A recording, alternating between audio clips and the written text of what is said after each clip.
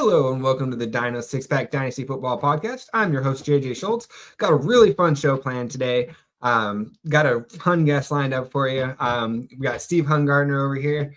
So let's see. We got IDP Hunter on Twitter here. You just had an excellent year in the Fantasy Pros contest. I believe you had a top 5 finish there, the ranker there. You do a lot of work for us over at Fantasy Six Pack, also over at IDP Guys, and then recently inducted into the Fantasy Sports Writers Association. So first off, congratulations on that. That is awesome. Tell us a little bit about yourself. Well, I'm originally from Pennsylvania, northeastern Pennsylvania, military, 20 years, retired. I moved down here to Georgia. I've been playing IDP since 2004. No, 2004, I started playing IDP. Played regular fantasy before that, and then I just got hooked. So a lot of things that I write in the articles, I practice what I preach. You know what I mean? This is the stuff that I look at: snap counts, timeshare, that stuff like that. So that's pretty much it. I got 2 daughters, family guy, movie buff. If you guys ever get bored enough, you want to come over to my YouTube channel. I have a YouTube channel called IDP Hunting Grounds. We talk defense, we talk offense, we talk movies. I think we got something on tap this week. We're going to talk about Any Given Sunday on there, Okay. So come on over here. Get bored. Jordan, in fact, you're going to come over on the show too, talk rookies, right? Yes, sir. Mm-hmm. Sleepers. So yeah, that's about it. That's what I'm into. I'm a writer here, and I'm also a writer over at IDP Guys. Yeah, that's pretty awesome. It's definitely getting to be that busy time of year. We had it's like the off season for the football season seems like it gets shorter and shorter every single year.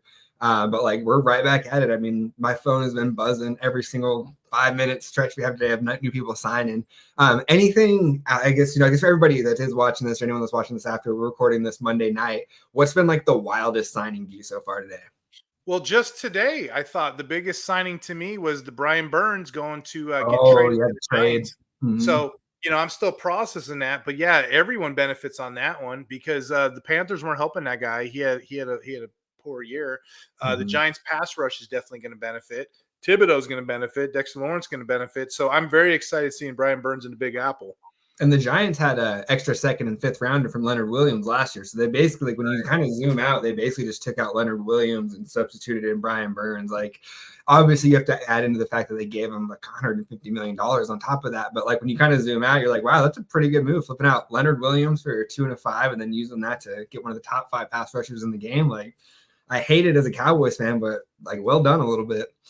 Yeah, you said it yourself. Top 5 pass rusher. I mean, when you take the top 4 or 5 off the board, you're looking at a Brian Burns, a Josh Allen type. So that's a huge move. Generally, when we're talking transactions, IDP, I try to bite my tongue and wait a little bit, especially these veterans. We don't really know where they're going, where the scheme, how it translates till about probably preseason week 2. That's when I start really cracking up the numbers. But right now, this signing, that's probably the best signing I've seen so far. Yeah, it's hard to go against that one. I'm trying to think some of the bigger offense. I mean, offensive side, I think Saquon to Philly is probably the big one.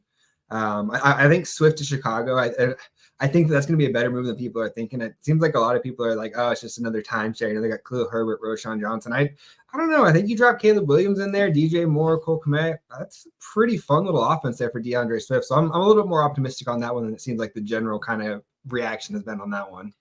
See, I don't know what the Bears are going to look like, when it's all said and done. I don't know who the quarterback is. I don't know what the scheme's going to be. So I'm kind of passive with that. But you're right. All 3 of those running backs had a role. I mean, we know what Foreman does. He grinds between a tackle. We know what Roscoe does. We know, so yeah, in modern day NFL, you can be in a timeshare and still have good value, good role. Absolutely. Yeah. It's been a fun one, but we're going to switch gears a little bit here. Every single show, at least on my YouTube algorithm right now, is just talking about the rookies, which, it's my favorite time of year, but 95% of that is talking about the offensive rookies. So we're going to switch sides a little bit here. We're going to talk about some of the guys on the defensive side of the ball. And I know that you're probably going to have some other videos coming out soon. So we're not going to go make you give us your top 20s because I know you're probably going to have those types of videos coming out. But we'll give you guys just a little bit of a preview of kind of the main names at the top of each position and then just a couple of sleepers of his to kind of take a look at. But in general, this year's rookie class, is it a stronger one? Is it a weaker one on the IDP side? How are you approaching this class as we're, 5-6 weeks out from the draft? Yeah, great question. In my opinion, this is a weaker one. I'm going to go back all the way. This is probably the weakest draft since 2021. And the reason I say that is a lot of your top guys at certain positions, which we'll get into, there's question marks on them. And then also take into a fact that everyone's on these wide receivers this year. The quarterbacks look promising. You got a once-in-generational talent in Brock Bowers. So all of those guys are going to get your top press. I'm going to say, if I was to put money on it, I'm going to say we have 2 edge rushers that'll probably make top 10 picks. We had a top 25 potential defensive tackle, but he got hurt before the combine. But other than that, I think the talk of this, the toast of this draft class is going to be your offensive guys.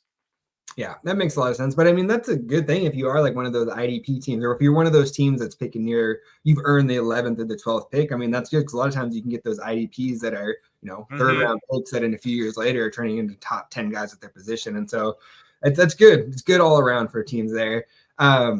So is there any like specific like position groups you're targeting at certain points of the draft? Like, are you finding like, oh, there's linebackers galore here at the end of third? Because it seems like on the offensive side, I'm kind of starting to find little pockets where it's like, okay, this is going to be where you're going to start having your quarterbacks come off. Like, right, here's where your running backs. Here's where you're going to have a glob of like 15 wide receivers come off.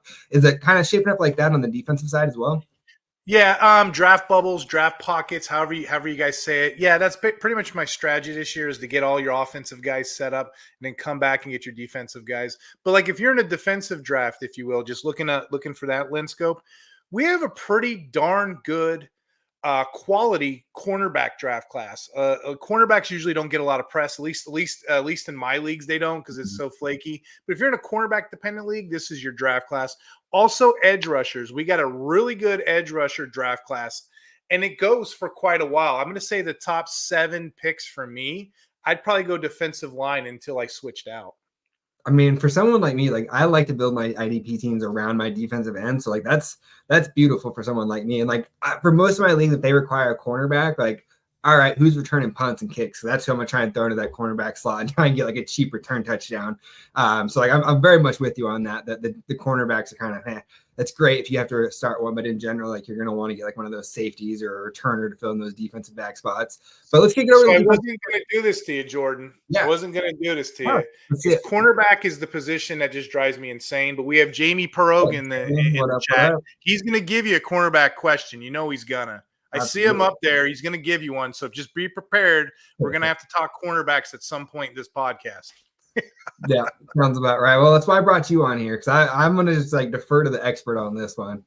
But right, yeah, for draft strategies, you got to. That was another good question for you. I would start with the edges, and usually the top 3, 4 are some quality names. And as a strategy, what I'd like to do is maybe get that 1.3 and just trade back and, dealer's choice, pick the guy you want. So that's what I've been kind of doing at the jump of drafts. Okay, I'll let that guy take him and I'll get the one that's left because either one of those guys, the top 2 or 3 to me are the elite talent. That's the prize of this draft, your edge rushers. So let's start at the top of the edge rushers then. Who is your number 1 pick that you're coming down to right now? For me, and it's still the same list I had, guys, but my number 1 is Jared Verse. Jared Verse at the combine went nuts. He ran the 40-yard dash. There was actually a stat that came out. He ran a 4.58 40-yard dash, okay? What I like to look at is the 10-yard split because it kind of measures what they do within 10 yards. He did a 1.6. He had a 35-inch vertical jump and a 10-foot, 7-inch broad jump. But here's the stat for you, Jordan. For a bigger guy, he's got 33-inch arms, or how Hulk Hogan used to say 33-inch pythons, right? So he has these pythons. He's a bigger dude, right? He did 30 bench reps on the bench press, right? Nobody has run that fast in the combine in over a decade. Do you know who was the last guy who had 33-inch arms, did 30 bench press, and ran a 4.5 like that? Oh, man, is it going to be like Lawrence Taylor or someone like that? Well, decade ago, Defensive Player of the Year, Myles Garrett.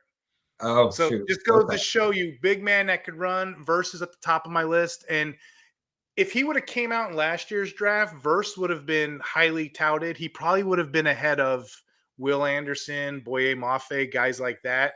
So Jared Verse, the combine really helped himself. He's my number 1. So is he a guy that's going to be more of like your traditional like 4-3 defensive end, or do you see him as a guy that can kind of flourish as like a 3-4 outside linebacker? We can drop into coverage a little bit and be a little bit more versatile.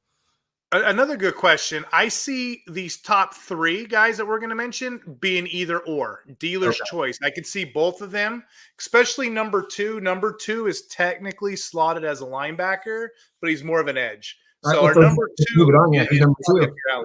Huh? Okay. Who's number two then? Let's just move right on into it.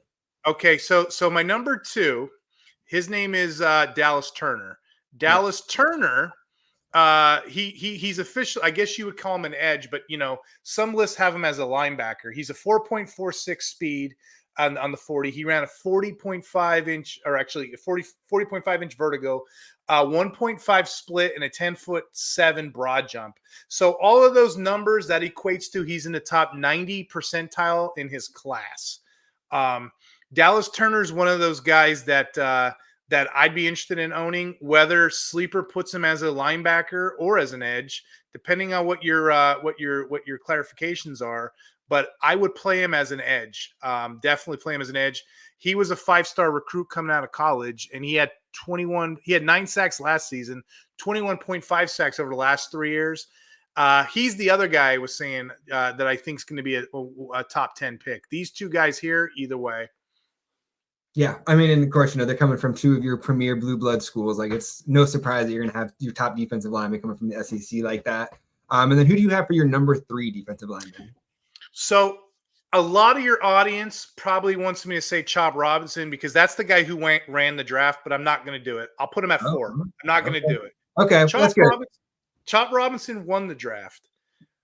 Latte Latu, he didn't lose the draft. And kind of what I mean by that was Latu, however you say his name, sounds like a Starbucks drink, right? He did everything during the combine just to kind of get by, just to get off the combine, just to show people that, hey, my medical's not a problem. His combine was his tape in college. That's who he was. In college, he led the FBS with 13 sacks, 37 hurries. He had a win pressure pass rate of 20%. He is what they call an odd man edge rusher, which is more so he's more in the inside and the outside, but he can dispute. He displays that day one talent.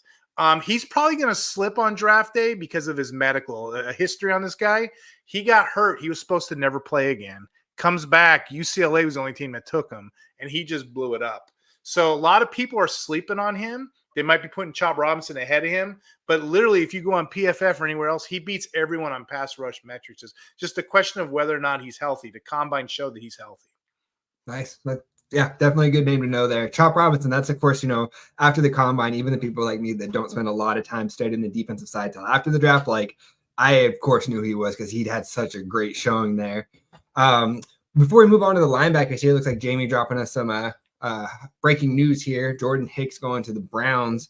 That's like one of those guys that I have on my IDP team from like 5 years ago that I've just been holding on to. So I'm like, hey, if I can get one more year of like linebacker 3 status out of Jordan Hicks, like sign me up for that. Like Cleveland's a pretty good spot for him. Like I was telling you on the before we started the podcast, right? It's so hard. It's so hard with unless they're like top guys like Brian Burns signing today with the Giants. It's so hard to kind of gauge what these guys are going to do next level.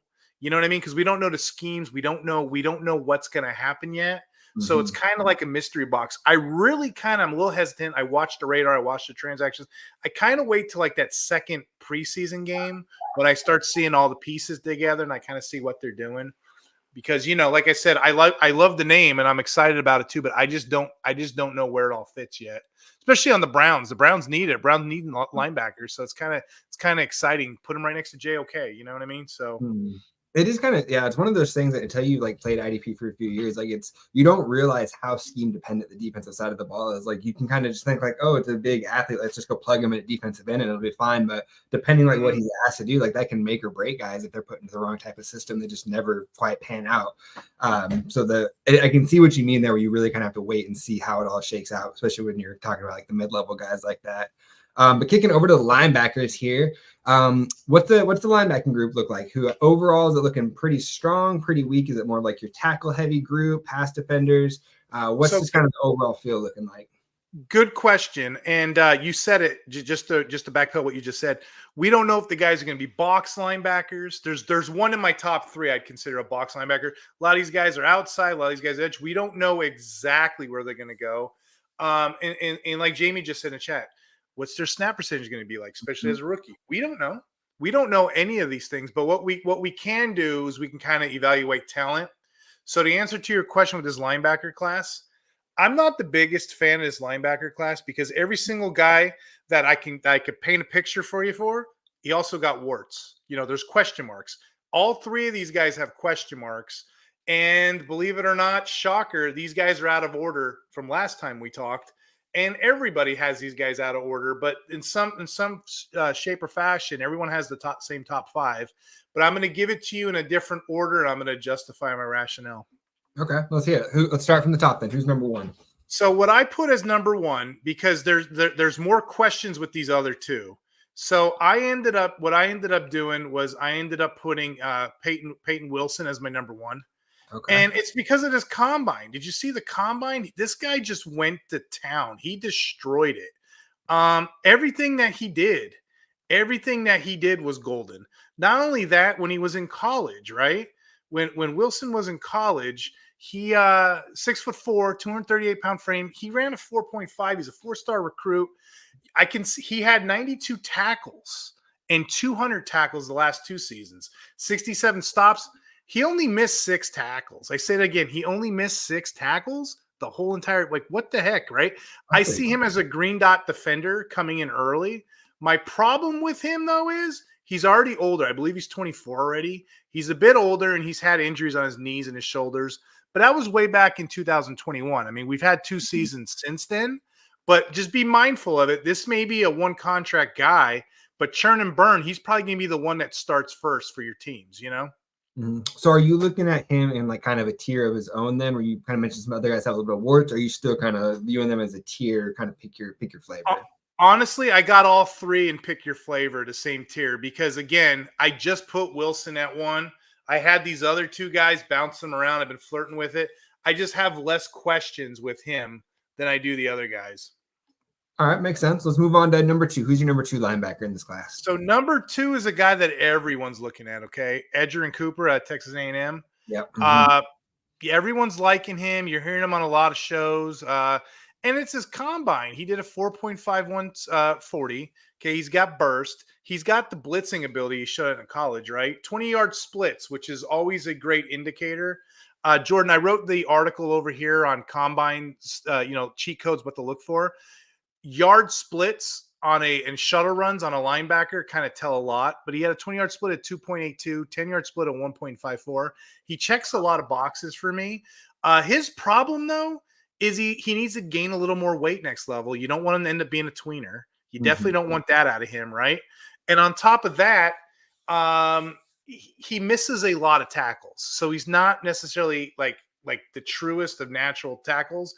But again, you could kind of, I guess, practice for that. You can get coached up for that next level. But that's the only thing that bothers me. My number 2 misses a lot of tackles. You know what I mean? So just be mindful of that when you see it coming, Yeah, it's funny. This is one of the guys where I kind of told you that I haven't done a lot of one-on-one studying the defensive guys, just kind of the guys where I've been watching on offense and I'm like, whoa, who is that guy?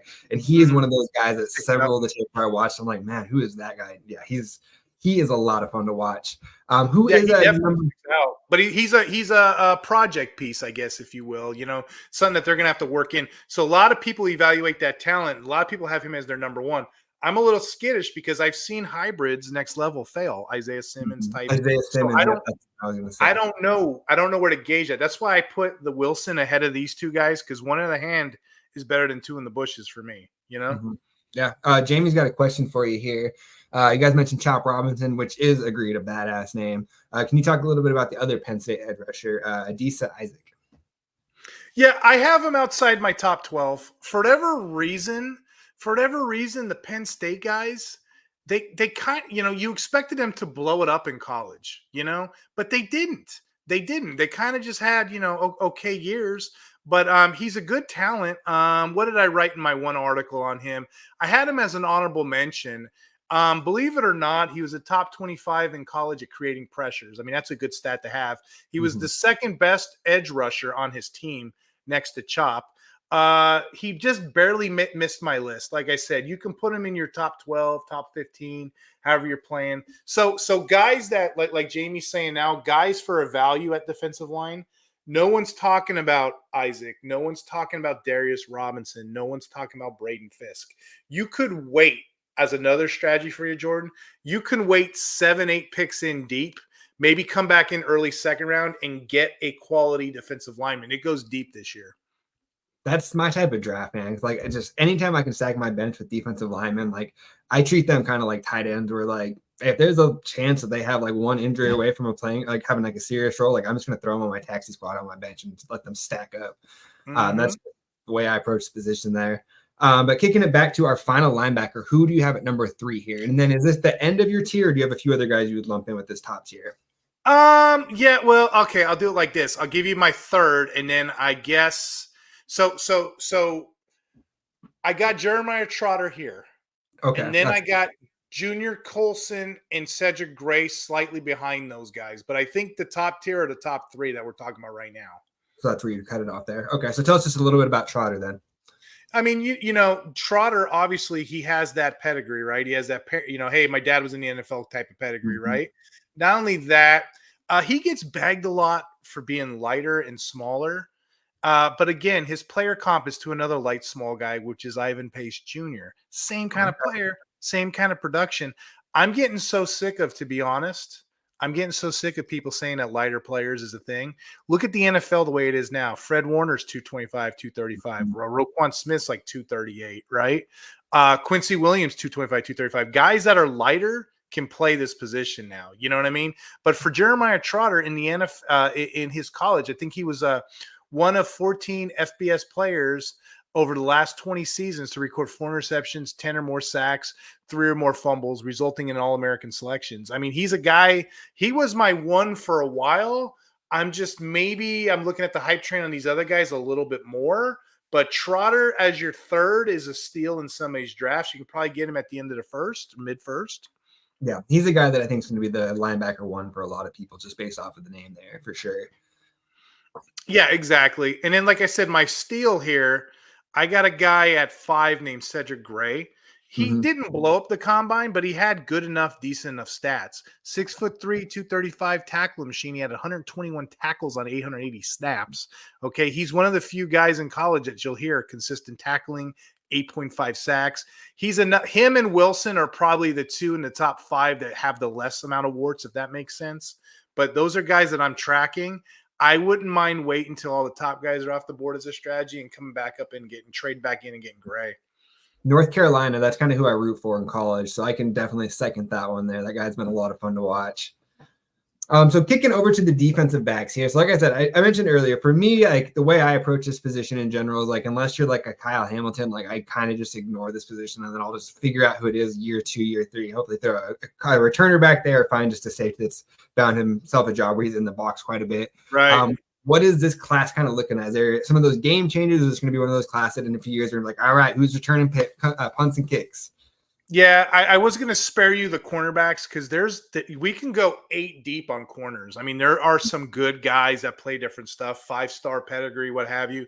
But since Jamie's in the chat, he's not going to let us go without a cornerback question. He loves those corners. He loves those CVs. I'll give you one. One corner made my top 3. As far as the safeties got some warts. There's a couple question marks on every single guy. It's funny though, our defensive lineman class, the top 3, it's as true as when I started writing these articles. The linebackers, true as when I started these articles. Maybe we flipped them around.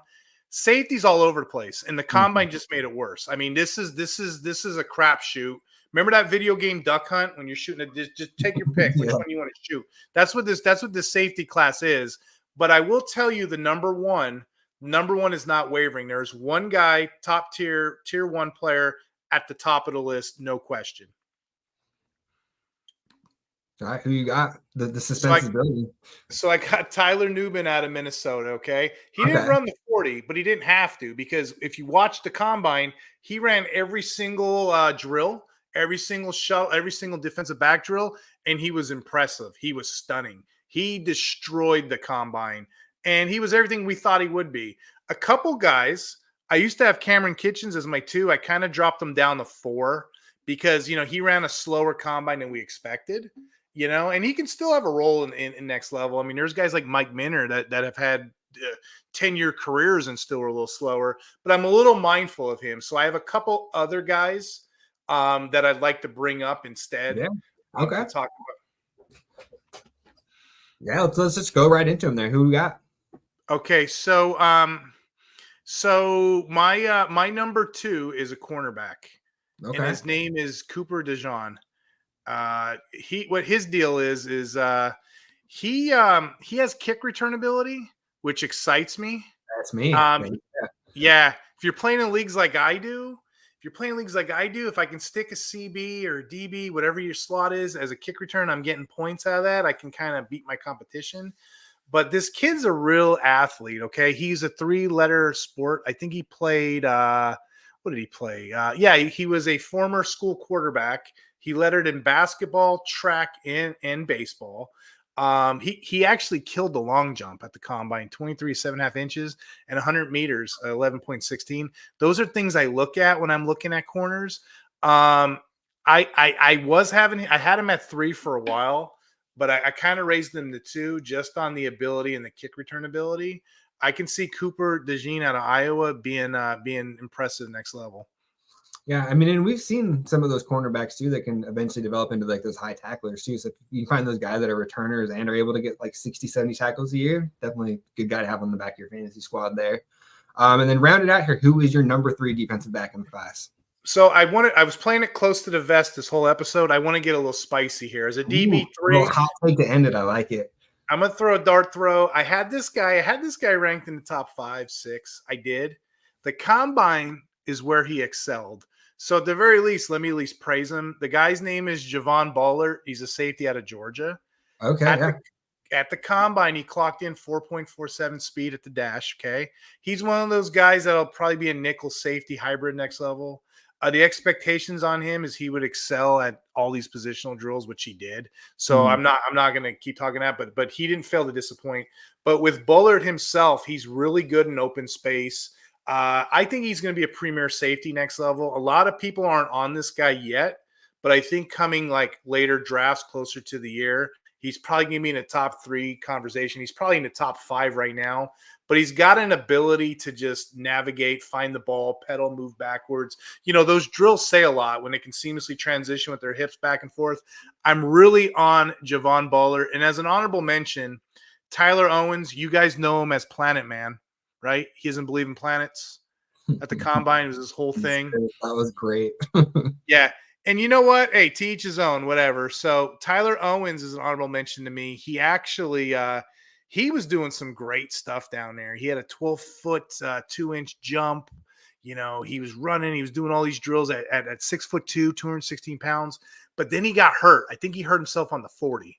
So he might be a guy that people are sleeping on too. But both him and Bullard, I'm not expecting anybody to be tracking him up until like the 3rd round later on. Mm-hmm. Do you know what I mean? So, and answer Jamie's question in the chat. He said Cooper DeJean to the Packers. I think the Rams got a good shot at picking him up if they want to use one of their early picks on him. Rams tend to take players that are and just train them up. So I don't know. We'll see.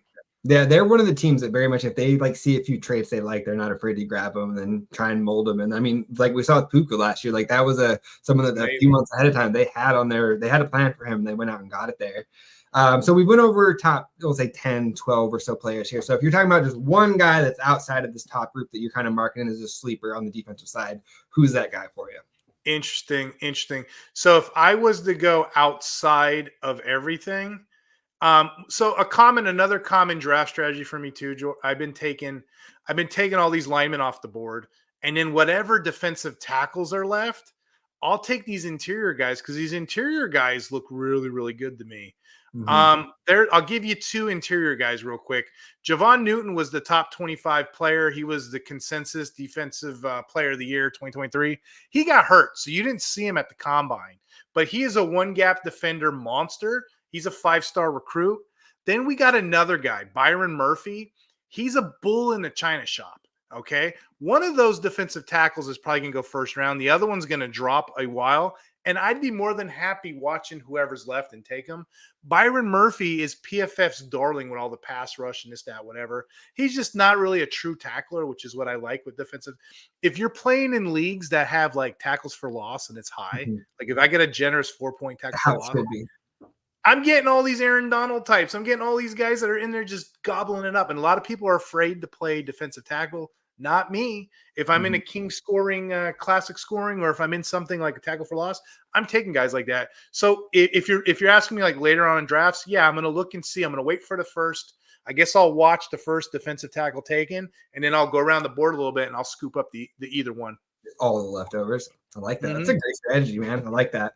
Awesome. Well, hey, I appreciate you coming in. You know, like I said, for me, like I'm just barely kind of getting acquainted with the guys on the defensive side of the ball. I've had my head so far buried into the offensive players that, like, man, I appreciate you coming on, giving us this like quite quick little catch up and kind of primer on the positions here. Where can they find you? What other stuff do you have coming out soon? Yeah, anytime you want me to come on, just let me know. And for the audience at home, Jamie's in the chat giving away all my sleeper cornerbacks. Look at they're like 4 paragraphs long. He knows them all. He knows them all. I don't got nothing else. I'm running out of bullets. But yeah, if you guys are interested in my work and my content, I have a YouTube channel. It's called IDP Hunters. I'm also an IDP writer over here. I'm also an IDP writer over at IDP Plus, and I'm on Fantasy Pros. I'm an ECR ranker over there. And I've been doing a lot of work with the Fantasy Football Universe, so you probably see me on there. Yeah. Tomorrow I'm supposed to be on the Dynasty Triple Play with Joe Pepe.